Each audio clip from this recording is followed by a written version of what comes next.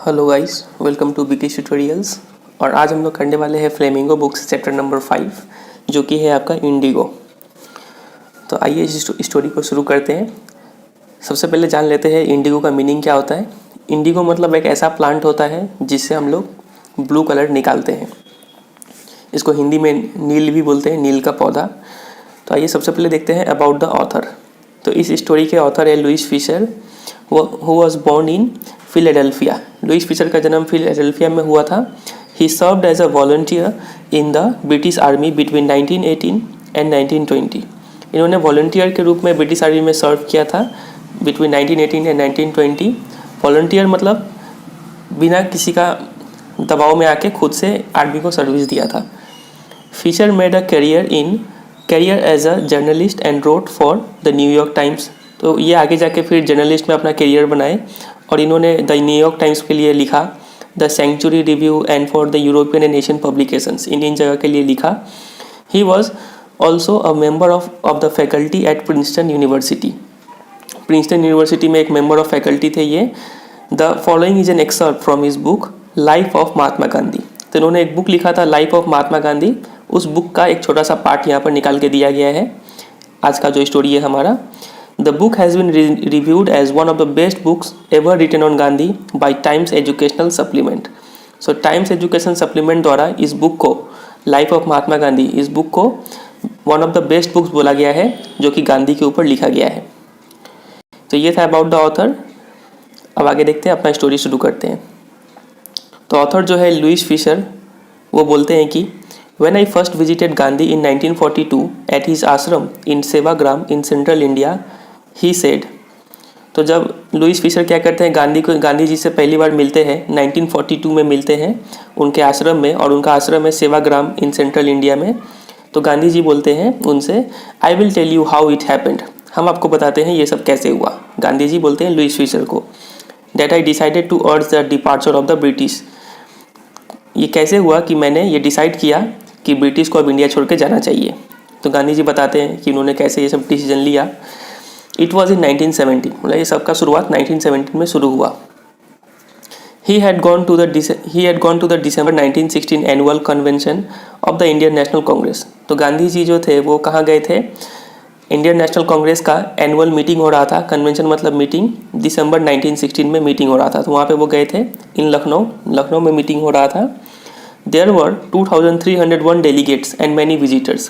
तो उस कन्वेंशन में लगभग 2301 डेलीगेट्स मतलब रिप्रेजेंटेटिव्स आए हुए थे और कई सारे विजिटर्स लोग आए हुए थे उस मीटिंग को देखने के लिए। ड्यूरिंग द प्रोसीडिंग्स, और जब मीटिंग चल रहा था, गांधी याद करके बोलते हैं, रिकाउंटेड मतलब रिकॉल्ड, याद करके बोलते हैं कि उसी मीटिंग के दौरान a peasant came up to me looking like any other peasant in India, poor and emaciated.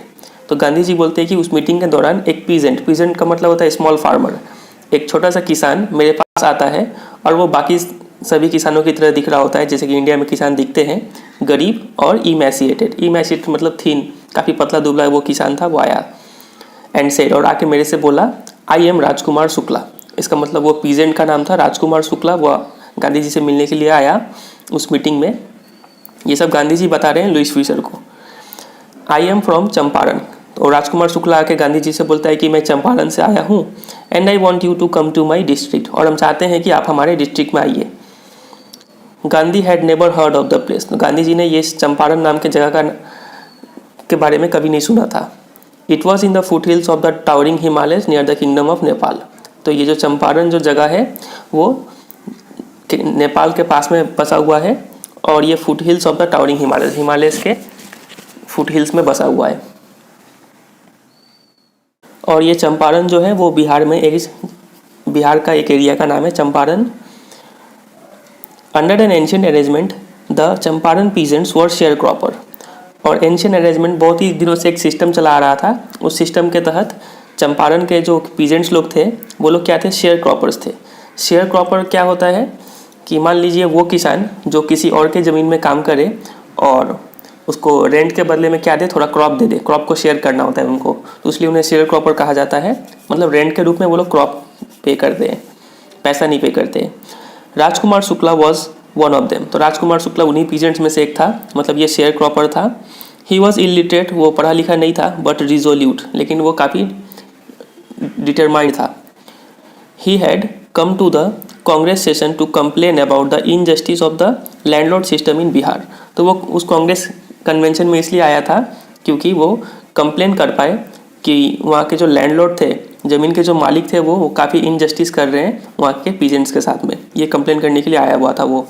And somebody had probably said, और किसी ने उसे वहीं पे बता दिया था कि स्पीक टू गांधी, तुम गांधी जी से बात करो, तुम्हारा प्रॉब्लम सॉल्व होगा। Gandhi told Shukla he had an appointment in Kanpur and was also committed to go to other parts of India. तो गांधी जी ने शुक्ला को बताया कि उनका अपॉइंटमेंट है पहले से ही कानपुर में। कानपुर मतलब उस समय कानपुर को बुला जाता था, ये ब्रिटिश नेम है कानपुर, ऐसे अभी हम लोग इसको कानपुर बोल के बुलाते हैं। तो उनको कानपुर जाना था पहले। And was also committed to go to other parts of India, और उनको इंडिया के और भी कई इलाकों में जाना था। शुक्ला एकम्पनीड हिम एवरीवेयर, तो शुक्ला उनके साथ, गांधी जी जहाँ भी जाते थे उनके साथ साथ वो जाता था। Then Gandhi return to his ashram near Ahmedabad. फिर गांधी जी ये सब ट्रिप करके फिर कहाँ पहुँच गए, अपने आश्रम में आ गए, और उनका आश्रम था अभी अहमदाबाद में। Shukla followed him to the ashram, तो शुक्ला भी उनके साथ आश्रम में आ गया। For weeks he never left Gandhi side, और कई हफ्तों तक उन्होंने गांधी जी का पीछा नहीं छोड़ा। Fix a date he bagged, और वो गिड़गिड़ाते हुए बोलता है कि गांधी जी एक डेट निकालिए और चलिए हमारे साथ चंपारण में। Impressed by the share croppers tenacity and story, Gandhi said, तो गांधी जी उस शेयर क्रॉपर मतलब शुक्ला के टेनेसिटी मतलब दृढ़ता, उसका दृढ़ता से काफ़ी खुश हो गए, इम्प्रेस हो गए, और वो बोलते हैं कि I have to be in Calcutta on such and such a date. Gandhi ji बोलते हैं कि मुझे इस डेट में कलकत्ता जाना है। Come and meet me and take me from there, तो तुम आओ और मुझसे मिलो और मुझे वहीं से ले चलो अपने गांव में। मंथ्स पास्ट, ऐसे करके महीनों गुजर जाते हैं। Shukla was sitting on his haunches at the appointed spot. तो महीनों बाद क्या होता है कि शुक्ला अपने हॉन्चेस पे बैठा हुआ है, और हॉन्चेस पे कैसे बैठते हैं आप इसका पिक्चर देख पा रहे होंगे, वैसे सिटिंग को बोलते हैं sitting on haunches at the appointed spot. और जहाँ पे गांधी जी बोले थे वहाँ पे आया था वो इन कलकत्ता में। व्हेन गांधी अराइव, और जब गांधी जी आते हैं तो वो देखते हैं कि वो हॉन्चेस पे बैठा हुआ है। He waited till Gandhi was free, तो वो इंतजार करता है कि गांधी जी जब फ्री हो जाएंगे तब उनको लेके जाएंगे। Then the two of them boarded a train for the city of Patna in Bihar. फिर दोनों मतलब गांधी जी और शुक्ला दोनों क्या करते हैं, ट्रेन पकड़ लेते हैं, कहाँ के लिए, पटना के लिए। आपको पता है पटना बिहार का एक सिटी है, कैपिटल है। There Shukla led him to the house of the lawyer, और वहाँ पे जब पटना पहुँच जाते हैं तब शुक्ला क्या करता है, गांधी जी को लेके जाता है एक लॉयर के घर में, और उस लॉयर का नाम क्या है, Rajendra Prasad, who later became president of the Congress party and of India. और यही राजेंद्र प्रसाद आगे चल के कांग्रेस पार्टी के प्रेसिडेंट बनते हैं और इंडिया के भी प्रेसिडेंट बनते हैं, आपको पता होगा। Rajendra Prasad was out of town, तो वो जब लेके जाते हैं गांधी जी को उनके घर में तो पता चलता है कि राजेंद्र प्रसाद तो घर में नहीं है, वो शहर से बाहर गए हुए हैं। But the servants knew Shukla as the poor yeoman, लेकिन राजेंद्र प्रसाद के जो नौकर सब थे सर्वेंट्स लोग जो थे वो पहचानते थे शुक्ला को एज अ पुअर योमेन, एक गरीब योमेन। योमेन का मतलब होता है, मतलब एक फार्मर बोल सकते, स्मॉल फार्मर, छोटे किसान के रूप में जानते थे उसको।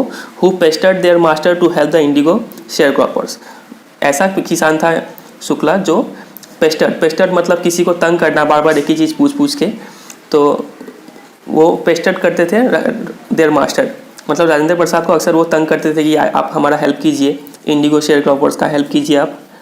तो इसीलिए सर्वेंट्स भी शुक्ला को पहचानते थे।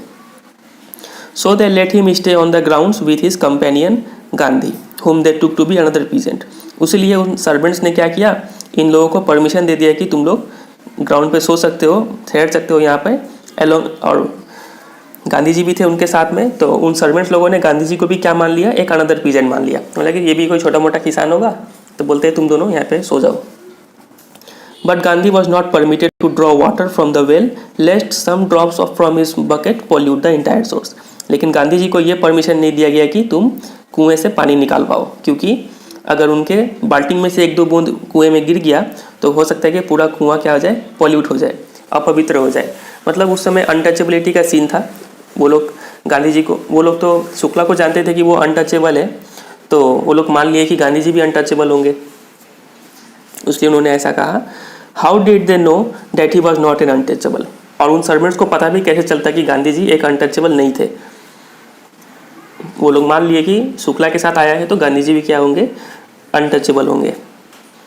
Gandhi decided to go first to Muzaffarpur. तो ऐसे करके अब फिर अगला दिन क्या होता है, तो गांधी जी डिसाइड करते हैं कि पहले मुजफ्फरपुर जाएंगे, which was en route to Champaran. En route means होता है on the way to Champaran. तो जब चंपारण जा रहे होते हैं तो रास्ते में ही क्या पड़ता है, मुजफ्फरपुर पड़ता है। तो सोचते हैं कि पहले मुजफ्फरपुर ही चलते हैं। क्यों मुजफ्फरपुर पहले चलते हैं, to obtain more complete information about conditions that Shukla was capable of imparting, ताकि मुजफ्फरपुर में जाके उन्हें ज़्यादा कंप्लीट इन्फॉर्मेशन मिलेगा वहाँ के हालात का, चंपारण में कैसा हालात है।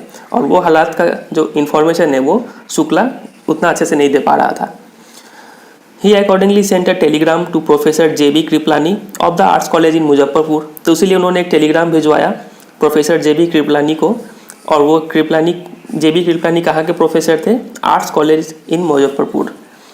हुम he had seen at Tagore Shantiniketan school. और गांधी जी JB कृपलानी से कहाँ मिले थे, उनका मुलाकात हुआ था टैगोर शांति निकेतन स्कूल में हुआ था। The train arrived at midnight. तो गांधी जी मुजफ्फरपुर पहुंच जाते हैं एकदम मिडनाइट में, और तारीख था 15 अप्रैल 1917। Kripalani was waiting at the station. तो वो देखते हैं कृपलानी जी वहाँ पे इंतजार कर रहे होते हैं। आपको पता है कृपलानी कौन है, प्रोफेसर है आर्ट्स कॉलेज मुजफ्फरपुर के, आर्ट्स कॉलेज इन मुजफ्फरपुर। तो ये सब नाम आपको याद रखना है। तो मुजफ्फरपुर जब पहुंचते हैं तो देखते हैं कि कृपलानी इंतजार कर रहे होते हैं स्टेशन पे with a large body of students, और उनके साथ कई सारे स्टूडेंट्स भी होते हैं। Gandhi stayed there for 2 days in the home of professor Malkani. तो गांधी जी वहीं पर रुकते हैं 2 दिनों के लिए मुजफ्फरपुर में। और कहाँ पे रुकते हैं, प्रोफेसर मलकानी के घर में रुकते हैं। A teacher in a government school. और प्रोफेसर मलकानी कौन है, ये एक टीचर है सरकारी स्कूल के। It was an extraordinary thing in those days, Gandhi commented. तो गांधी, अभी तो आपको पता है कि ये सब पूरा बात गांधी जी क्या कर रहे हैं, बता रहे हैं उस मतलब इस स्टोरी के राइटर को, जो कि है लुइस फिशर। तो गांधी जी बताते हैं कि it was an extraordinary thing in those days, बोले उन दिनों ये एक्स्ट्रा ऑर्डिनरी मतलब रिमार्केबल थिंग था उस समय, गांधी कमेंटेड, क्योंकि for a government professor to harbour a man like me, एक सरकारी प्रोफेसर के लिए जो मेरे जैसे इंसान को इंटरटेन कर रहा था। हार्बर मतलब इंटरटेन मतलब ठहरने के लिए जगह दे देना, उसको बोलते हैं हार्बर। तो उस समय ये काफ़ी बड़ा बात था कि कोई एक सरकारी कर्मचारी मुझ जैसे व्यक्ति को रखा हुआ था अपने घर में। इन स्मॉल, क्यों ऐसा बड़ा बात था, क्योंकि in small localities the Indians were afraid to show sympathy for advocates of home rule. क्योंकि छोटे इलाकों के जो इंडियंस लोग जो थे वो लोग काफ़ी डरे हुए थे, कि डरते थे सिंपैथी दिखाने से। किन लोगों के लिए सिंपैथी दिखाने से, for the advocates of home rule, वो लोगों के लिए जो लोग होम रूल को बढ़ावा देते थे। होम रूल क्या होता है, सेल्फ गवर्नमेंट मतलब स्वराज्य जो लोग डिमांड करते थे, उन लोगों के प्रति सहानुभूति दिखाने से ब्रिटिश गवर्नमेंट क्या करते थे, उन पे अत्याचार करते थे। तो इसलिए वो लोग जल्दी सिंपैथी नहीं दिखाते थे। लेकिन ये गवर्नमेंट सर्वेंट जो था, जिसका नाम क्या था, प्रोफेसर मलकानी, ये उन्हें अपने घर में शेल्टर दिए हुआ था। तो इसलिए बोल रहे हैं कि ये काफ़ी एक्स्ट्रा ऑर्डिनरी थिंग था उस दिनों के लिए।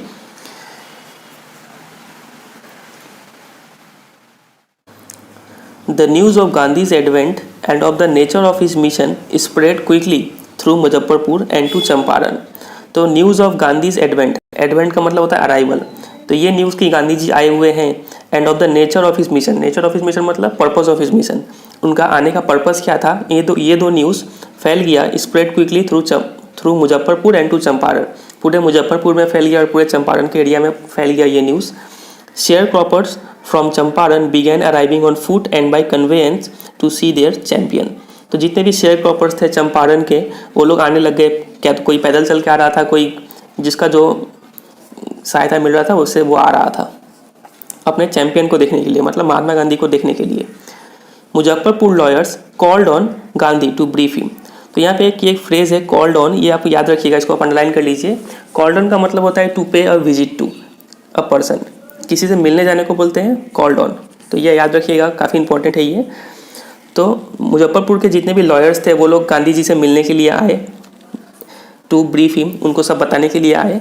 दे frequently represented peasant groups in a court. और ये लॉयर्स लोग क्या करते थे, इन पीजेंट्स को रिप्रेजेंट करते थे कोर्ट में, मतलब इन पीजेंट्स के लिए वकील का काम करते थे। They told him about their cases, तो वे सभी लॉयर्स मिलकर गांधी जी को अपना केस के बारे में बताते हैं। And reported the size of their fee, और ये भी बताते हैं कि वो लोग कितना फ़ी चार्ज करते हैं इन शेयर क्रॉपर्स से। तो जब हम लोग ये स्टोरी पढ़ते हैं तो आप देख रहे होंगे कि बहुत सारा नया नया वर्ड आता है। ये है एडवेंट, फिर यहाँ पर देखे थे कॉल्ड ऑन, फिर ये चैम्पियन, फिर ये कन्वेंस। तो ये सब वर्ड आपको याद कर लेना है, और ये सब याद करेंगे और आप क्या करते हैं, जब भी आप कुछ भी लिख राइटिंग पोर्शन जो है आपका, जैसे कि रिपोर्ट राइटिंग, नोटिस राइटिंग, तो ये सब में आप ये सब वर्ड को यूज़ करने का कोशिश कीजिए। और इंग्लिश ऐसे ही इंप्रूव होता है धीरे धीरे, ये नहीं कि आप एक बार में कुछ जादू है ऐसा करके इंग्लिश इंप्रूव नहीं होता है। तो ये सब वर्ड को आप याद करते चलिए, अंडरलाइन करते चलिए, बार बार रिवाइज कीजिए, और जितना हो सके उतना यूज़ कीजिए इसको। आप अपने स्कूल में इंग्लिश बोलते हो तो उसमें भी यूज़ कीजिए, और जब कुछ लिखते हो तो उसमें भी यूज़ करने का कोशिश कीजिए। ये सब वर्ड्स आपको याद रखना चाहिए, ऐसे ही वोकैबुलरी इंप्रूव होता है, और कोई तरीका नहीं है। गांधी चाइडेड, यहाँ पे देखिए और एक अच्छा वर्ड आ गया चाइडेड। चाइडेड का मतलब होता है स्कोल्डेड, तो ये भी आपको याद रखना है। Gandhi chided the lawyers for collecting big fee from the share croppers, तो गांधी जी ने काफ़ी डांटते हैं कि इतना ज़्यादा फीस लेने का क्या जरूरत है इन शेयर क्रॉपर्स से।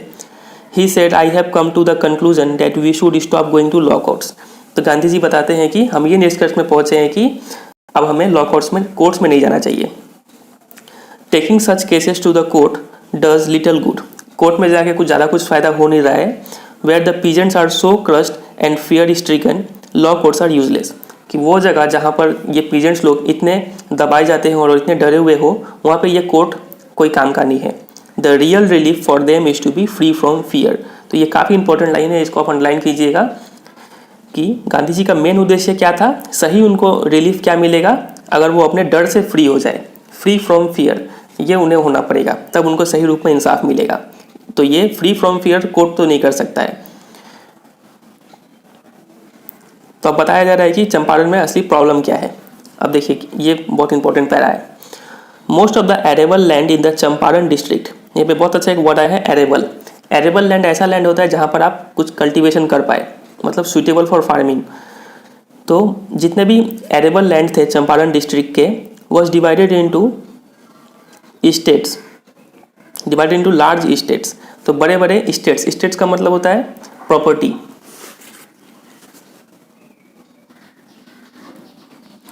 मतलब ऐसा लार्ज एरिया ऑफ लैंड होता है स्टेट जो कि वन पर्सन या फिर एक फैमिली ओन करके रखा हुआ होता है, उसको बोलते हैं स्टेट्स। मतलब एक बहुत बड़ा ज़मीन जो एक इंसान या फिर एक परिवार ओन करके रखा हो। तो वो बड़े बड़े स्टेट्स में बटा हुआ था वो Champaran district, owned by Englishman, और अंग्रेज उसके मालिक हुआ करते थे। And worked by Indian tenants, और उनके ज़मीन पे कौन काम करता था, इंडियन लोग काम करते थे टीनेंट्स के रूप में। अब टीनेंट्स क्या होता है, टीनेंट मतलब वो लोग जिनका अपना ज़मीन तो नहीं होता है, लेकिन ये दूसरे के ज़मीन में काम करते हैं और बदले में उनको थोड़ा रेंट पे करते हैं, तो उसको बोलते हैं tenants. The chief commercial crop was Indigo, और इन सभी स्टेट्स में क्या ग्रो किया जाता था, कमर्शियल क्रॉप। कमर्शियल क्रॉप मतलब ऐसा क्रॉप जिसको आप बेच पाए और बेच से कुछ पैसा आ जाए। तो मेनली इंडिगो ग्रो किया जाता था इस सब क्रॉप में, मतलब जो बेचने के योग्य था वो इंडिगो था। The landlords compelled all tenants to plant 3/12 और 15% of their holdings with indigo and surrender the entire indigo harvest as rent. तो ये देखिए काफ़ी इंपॉर्टेंट लाइन है ये। यहाँ पे बोला जा रहा है कि ये जो लैंडलॉर्ड्स थे, मतलब इंग्लिशमैन जो थे, ये लोग क्या करते थे, कंपेल्ड मतलब फोर्स करते थे सभी टेनेंट्स को कि वो लोग क्या करें, प्लांट करें 3/12 या फिर बोल सकते हैं 15% ऑफ देयर होल्डिंग्स। मतलब मान लीजिए 100 एकड़ आपके पास ज़मीन है, उसमें से 15 एकड़ को वो लोग बोलते हैं कि 15 एकड़ में क्या करो, इंडिगो प्लांट करो। 15 एकड़ में, 100 एकड़ में से 15 एकड़ में इंडिगो प्लांट करो, और जो भी इंडिगो का उपज होगा and surrender the entire indigo harvest, जो भी इंडिगो का फसल होगा वो रेंट के रूप में लैंडलॉर्ड्स को दे दो। तो ये था वहाँ पे कंडीशन। उम्मीद करते हैं आपको ये समझ में आया होगा कंडीशन। तो मतलब टोटल परसेंट का 15%, टोटल तो होता है 100%, उसमें से 15% उनको इंडिगो ग्रो करना था 15% लैंड में, और उस पूरा इंडिगो को सरेंडर करना था एज अ रेंट। तो this was done by long term contract, और इसके लिए बहुत दिनों के लिए एग्रीमेंट ले लिया गया था कि ये किसानों को बहुत दिन तक करना है। लॉन्ग टर्म कॉन्ट्रैक्ट था इसके लिए। Presently the landlords learn that Germany had developed synthetic Indigo. तो तभी क्या होता है कि यहाँ के जो लैंडलॉर्ड्स थे, स्टेट के जो मालिक जो लोग थे, उन लोग को पता चलता है कि जर्मनी क्या कर लिया है, एक सिंथेटिक इंडिगो डेवलप कर लिया है। आपको पता है इंडिगो क्या होता है, ऐसा प्लांट जो ब्लू कलर प्रोड्यूस करे। लेकिन जर्मनी लोगों ने क्या किया था, वो लोग सिंथेटिक केमिकल का यूज़ करके ब्लू कलर बना रहे थे, डीप ब्लू कलर। तो प्लांट का जरूरत पड़ नहीं रहा था वहाँ पे। तो thereupon obtained agreements from the sharecropper. तो जब लैंडलॉर्ड्स लोग को ये बात पता चला कि जर्मनी आर्टिफिशियल इंडिगो बना रहा है, तो वो लोग क्या किए, वो लोग सभी जो शेयर क्रॉपर्स थे उनका एग्रीमेंट मांगे। Thereupon obtained agreements from the sharecropper, उनका सभी एग्रीमेंट्स मंगवाए to pay them compensation for being release from the 15% arrangement. और बोलते हैं कि अब से तुम लोगों को 15% जो वो अरेंजमेंट था कि 15% लैंड में तुम्हें इंडिगो ग्रो करना है, उससे तुम्हें आज़ादी मिलता है, लेकिन इसके बदले तुम लोगों को क्या पे करना होगा, कंपनसेशन पे करना होगा कि तुमको इस कंडीशन से मुफ्त किया जाता है, फ्री किया जाता है उस लिए। तो ये भी काफ़ी इंपॉर्टेंट लाइन है इस स्टोरी का, उम्मीद करता है आपको समझ में आया होगा। मतलब लैंडलॉर्ड्स लोग को पता चलता है कि जर्मनी ने क्या कर लिया है, सिंथेटिक इंडिगो डेवलप कर लिया है। तो इसीलिए ये लैंडलॉर्ड्स लोग क्या करते हैं, सभी शेयर क्रॉपर्स को बुलवाते हैं और बोलते हैं कि आज से हम तुम लोगों को शेयर 15% अरेंजमेंट से मूव करते हैं, तुम्हें 15% लैंड में अब इंडिगो ग्रो नहीं करने का ज़रूरत है। तो लेकिन ऐसा करने के लिए तुम लोगों को क्या करना पड़ेगा, कंपनसेशन पे करना होगा, कुछ अमाउंट पे करना होगा, तभी तुम लोग इस 15% अरेंजमेंट से मूव फ्री हो सकते हो। तो ऐसा कंडीशन डाला उन्होंने। तो शेयर क्रॉपर ने क्या किया, the share cropping arrangement was irksome to the peasants. और ये जो शेयर क्रॉपिंग अरेंजमेंट था कि 15% लैंड में इंडिगो ग्रो करना है, ये काफ़ी अर्कसम मतलब इरिटेटेबल, काफ़ी बेकार सिस्टम था ये। पीजेंट्स लोग काफ़ी तंग होते थे इससे। एंड मैनी साइंड विलिंगली, और काफ़ी सारे शेयर क्रॉपर ने काफ़ी खुशी से इस पर साइन कर दिया कि चलो ठीक है, हम आपको कुछ पैसा पे करेंगे और इस अरेंजमेंट से मुफ्त होंगे। Those who resisted engage lawyers, और जो शेयर क्रॉपर को ये मंजूर नहीं था, वो लोग क्या किए, वकील हायर कर लिए कोर्ट में केस लड़ने के लिए। द लैंडलॉर्ड्स हायर ठग्स, और जो लैंडलॉर्ड थे वो लोग गुंडे मवाली को हायर कर लिए ताकि इन्हें दबा के साइन करवा लिया जाए कैसे भी। Meanwhile, the information about synthetic indigo reached the illiterate peasants who had signed and they wanted their money back. तो इसी के दौरान ये जो इन्फॉर्मेशन था कि जर्मनी ने सिंथेटिक इंडिगो डेवलप कर लिया है, ये बात जो पीजेंट्स थे, शेयर क्रॉपर्स थे, उनके पास पहुंच गया।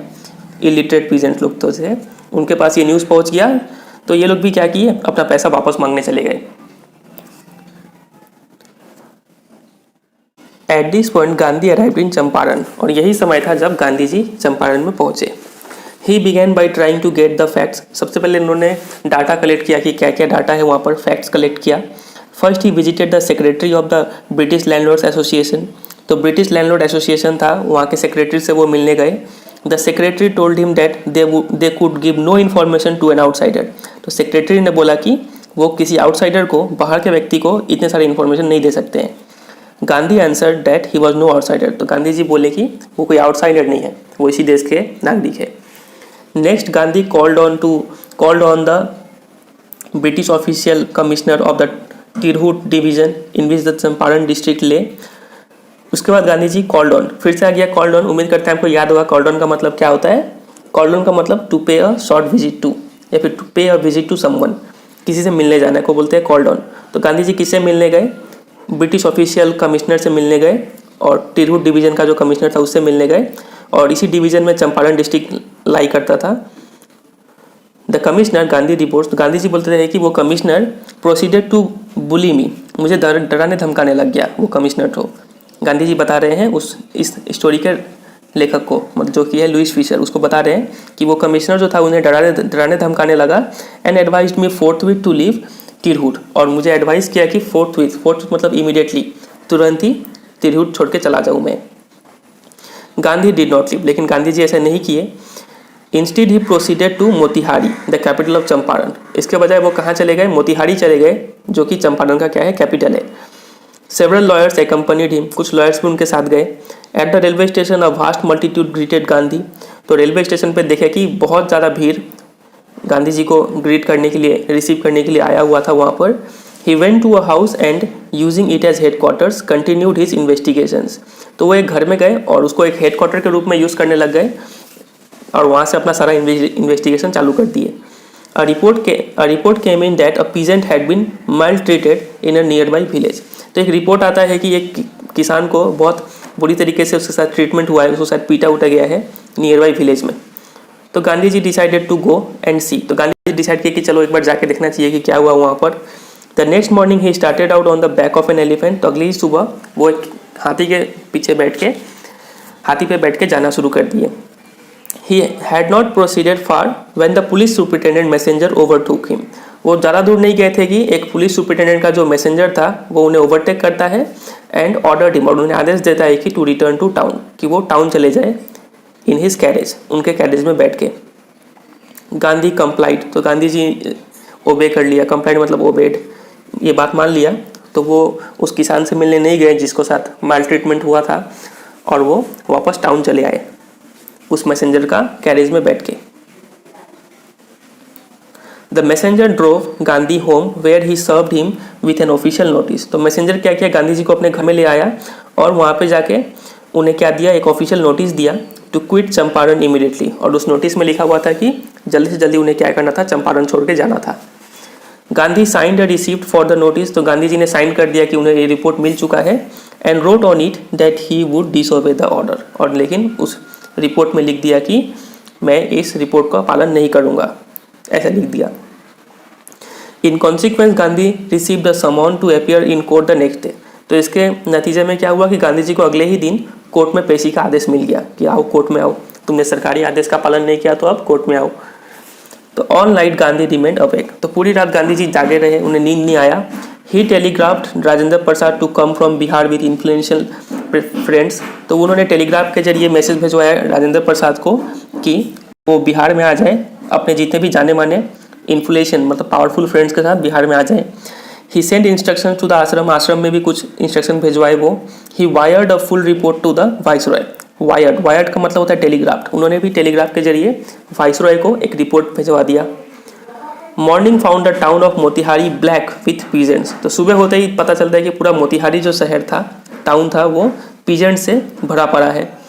दे did not know Gandhi's record in South Africa. इन सभी पीजेंट्स को गांधी जी के बारे में उतना कुछ पता नहीं था कि उन्होंने साउथ अफ्रीका में कितने बड़े बड़े काम किए हैं। They had merely heard that the Mahatma who wanted to help them was in trouble with the authorities। उन्हें तो सिर्फ इतना पता था कि ये एक महात्मा आया हुआ है जो उनका मदद करना चाहता है और वो ट्रबल में है इन अथॉरिटीज़ के साथ में। तो इसलिए वो लोग आ गए गांधी जी का हेल्प करने के लिए। Their spontaneous demonstration in thousands around the courthouse was the beginning of their liberation from fear of the British। तो spontaneous मतलब done suddenly, मतलब जो प्लान करके ना किया जाए। तो उन लोग अचानक से जो यहाँ पे आ गए, वो भी हज़ारों की तादाद में, और अराउंड द कोर्ट हाउस, पूरे कोर्ट को सरेंडर कर लिए थे वो लोग। तो ये शुरुआत था कि वो लोग अपने जो उनका डर था उस डर से छुटकारा पाने लग गए थे वो लोग। शुरुआत था क्या चीज़ का, their liberation from fear of the British. इस चीज़ से वो लोग का शुरुआत था, फ्री हो रहे थे वो लोग ब्रिटिश का डर से। The officials felt powerless without Gandhi's cooperation. तो जितने भी सरकारी ऑफिशियल्स लोग थे वो लोग एकदम मजबूर हो गए, वो लोग से कुछ समझ नहीं रहा था वहाँ पे, अगर गांधी जी कोऑपरेट ना करते तो। He help them regulate the crowd. तो गांधी जी ने उनका मदद किया भीड़ को शांत करने में। He was polite and friendly. Gandhi ji काफ़ी नम्री से पेश आ रहे थे और काफ़ी फ्रेंडली थे वो। He was giving them concrete proof that their might hitherto dreaded and unquestioned could be challenged by Indians। तो ये सब करते हुए गांधी जी उन्हें प्रूफ दे रहे थे कि उनका जो माइट मतलब जो पावर है उनका किनका, ब्रिटिश का जो पावर है, हिथरटो का मतलब होता है अनटिल नाउ, जो कि अब तक ड्रेडेड मतलब फियरफुल, जिससे अब तक लोग क्या करते थे, डरते थे। एंड अनक्वेश्चन, कोई सवाल नहीं करता था इनके पावर के ऊपर। वो power could be challenge by Indians. उस पावर को इंडियन लोग क्या कर सकते हैं, चैलेंज कर सकते हैं अगर जरूरत पड़ा तो। The government was baffled. तो सरकार पूरा कंफ्यूज हो गई थी। बैफल्ड मतलब confused. The prosecutor requested the जज to postpone the trial. Prosecutor मतलब गवर्नमेंट लॉयर, सरकार का तरफ से जो वकील लड़ता है उसको बोलते हैं प्रोसिक्यूटर। तो प्रोसिक्यूटर जज को रिक्वेस्ट करता है कि पोस्टपोन कर दीजिए आज का सुनवाई को। अपेरेंटली ऐसा लग रहा था the authorities wish to consult their superiors. जितने भी सरकारी ऑफिसर लोग थे वो लोग, ऐसा लग रहा था कि वो लोग अपने बड़े ऑफिसर से कंसल्ट करना चाहते हैं, फिर कुछ आगे डिसीजन लेना चाहते हैं वो लोग। तो गाइज आज के वीडियो को यहीं पे एंड करते हैं।